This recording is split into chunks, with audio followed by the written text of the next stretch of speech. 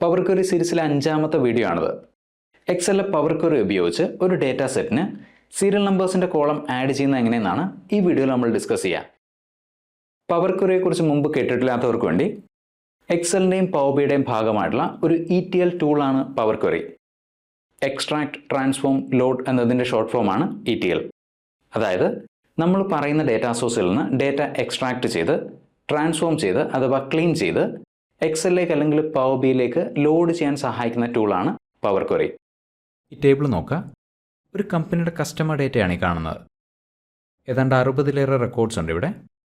ഇനി power query ഉപയോഗിച്ച് ഈ ടേബിളിൻ്റെ തുടക്കത്തിൽ സീരിയൽ നമ്പേഴ്സിൻ്റെ ഒരു കോളം ആഡ് ചെയ്യാനായിട്ട് ഡേറ്റ കണ്ടെയ്ൻ ചെയ്യുന്ന സെല്ലുകളിൽ ഏതെങ്കിലും ഒന്നിൽ ക്ലിക്ക് ചെയ്യുക. ഡേറ്റ ടാബിൽ പോവുക. Get data from other sources, from table range, create table എന്നൊരു ഡയലോഗ് ബോക്സ് വന്നു. ഡേറ്റയുള്ള സെല്ലുകൾ ഓട്ടോമാറ്റിക്കലി സെലക്ട് ചെയ്യപ്പെട്ടത് കാണാം. ഈ മൂവിംഗ് ബോർഡ് അതാണ് സൂചിപ്പിക്കുന്നത്. ഓക്കെ, നമ്മളുടെ കസ്റ്റമർ ഡേറ്റ എക്സലിൻ്റെ പവർ ക്വറി എഡിറ്ററിലേക്ക് വന്നു. ഇനി ടേബിളിന് സീരിയൽ നമ്പേഴ്സിൻ്റെ ഒരു കോളം ആഡ് ചെയ്യണം. അതിനുവേണ്ടി ആഡ് കോളം, ഇൻഡെക്സ് കോളം, ഈ ആരോയിൽ ക്ലിക്ക് ചെയ്യുക. സീരിയൽ നമ്പേഴ്സ് 0ൽ നിന്ന് തുടങ്ങാനായിട്ട് ഫ്രം 0 എന്ന ഓപ്ഷൻ സെലക്ട് ചെയ്യുക. സീരിയൽ നമ്പേഴ്സ് 1ൽ നിന്നാണ് തുടങ്ങേണ്ടതെങ്കിൽ ഫ്രം 1 എന്ന ഓപ്ഷൻ സെലക്ട് ചെയ്യുക. ഇനി അതല്ല, സീരിയൽ നമ്പേഴ്സ് ഒരു പർട്ടിക്കുലർ നമ്പറിൽ നിന്ന് തുടങ്ങണമെങ്കിൽ, ഉദാഹരണത്തിന് 150ൽ നിന്ന് സീരിയൽ നമ്പേഴ്സ് തുടങ്ങാനായിട്ട് കസ്റ്റം, ഏത് സംഖ്യയിൽ നിന്നാണോ സീരിയൽ നമ്പർ തുടങ്ങേണ്ടത് ആ സംഖ്യ സ്റ്റാർട്ടിംഗ് ഇൻഡെക്സിന് താഴെ ടൈപ്പ് ചെയ്ത് കൊടുക്കുക. 150. അടുത്തത് ഇൻക്രിമെൻറ്റ് എന്ന ഓപ്ഷനാണ്. സീരിയൽ നമ്പേഴ്സിന് ഇടയിലുള്ള ഡിഫറൻസ് ഡിഫൈൻ ചെയ്യാനുള്ള ഓപ്ഷനാണിത്. അതായത് 150, 151, 152 ഈ രീതിയിൽ സീരിയൽ നമ്പേഴ്സ് പ്രോഗ്രസ് ചെയ്യാനായിട്ട് ഇൻക്രിമെൻറ്റിൻ്റെ സ്ഥാനത്ത് 1 എന്ന സംഖ്യ ഉപയോഗിക്കാം. അതേസമയം 150, 152, 154, 156 ഈ രീതിയിലാണ് സീരിയൽ നമ്പേഴ്സ് പ്രോഗ്രസ് ചെയ്യേണ്ടതെങ്കിൽ ഇൻക്രിമെൻറ്റിൻ്റെ സ്ഥാനത്ത് 2 എന്ന സംഖ്യ ഉപയോഗിക്കാം. ഓക്കെ, ടേബിളിലേക്ക് ഇൻഡെക്സ് എന്ന പുതിയൊരു കോളം ആഡ് ചെയ്യപ്പെട്ടു. ഇവിടെ 150, 151, 152 ഈ രീതിയിൽ പ്രോഗ്രസ് ചെയ്യുന്ന സീരിയൽ നമ്പേഴ്സ് കാണാം.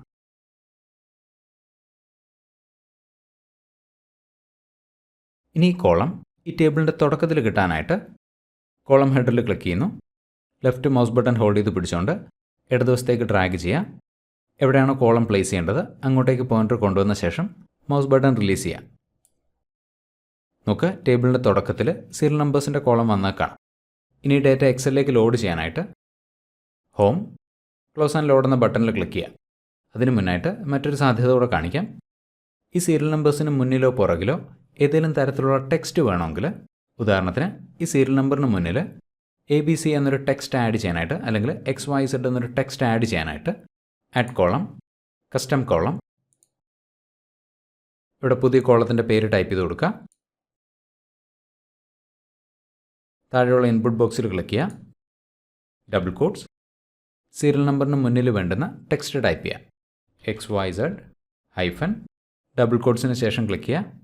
ആംപേഴ്സാൻഡ്, text dot from, round bracket open ചെയ്യുക. നമ്മളുടെ ഡേറ്റാ സെറ്റിലുള്ള കോളം ഹെഡേഴ്സാണ് ഈ കാണുന്നത്.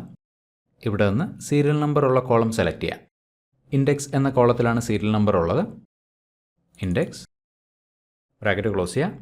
ഈ ഫോമുല കൊണ്ട് എന്താണ് ഉദ്ദേശിക്കുന്നതെന്ന് പറയാം. XYZ ഹൈഫൻ എന്ന ടെക്സ്റ്റ് ഇൻഡെക്സ് എന്ന കോളത്തിലെ ഡേറ്റയുമായിട്ട് കമ്പൈൻ ചെയ്യാനുള്ള ഫോമുലയാണത്.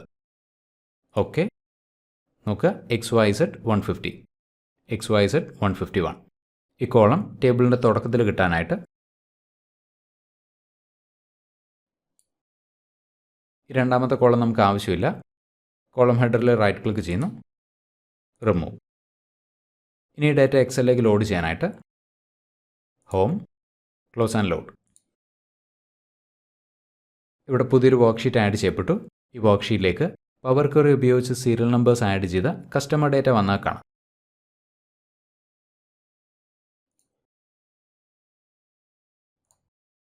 ഇനി പുതിയതായിട്ട് ഡേറ്റ വന്നു കഴിഞ്ഞാൽ എന്താണ് ചെയ്യേണ്ടതെന്ന് നോക്കാം.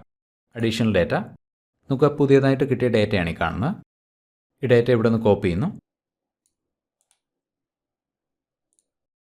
ഇനി ആദ്യത്തെ ടേബിളിന് താഴെ, അതായത് പവർ ക്വറിയിലോട്ട് നമ്മൾ കൊണ്ടുപോയ ടേബിളിന് താഴെ കോപ്പി ചെയ്ത ഡേറ്റ പേസ്റ്റ് ചെയ്യാം. Right click, paste. നോക്കുക, ആദ്യത്തെ ടേബിളിലേക്ക് ഡേറ്റ ആഡ് ചെയ്യപ്പെട്ടാൽ കാണാം.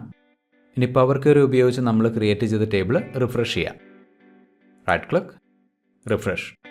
പുതിയതായിട്ട് വന്ന കസ്റ്റമർ ഡേറ്റ പവർ ക്വയറി ഉപയോഗിച്ച് നമ്മൾ ക്രിയേറ്റ് ചെയ്ത ടേബിളിലേക്ക് വന്നാൽ കാണാം. അതോടൊപ്പം സീരിയൽ നമ്പേഴ്സിൻ്റെ കോളം അപ്ഡേറ്റ് ചെയ്യപ്പെട്ടു. മറ്റൊരു എക്സൽ റിപ്പോർട്ട് വീണ്ടും കാണാം. Thank you for watching and wish you A great day.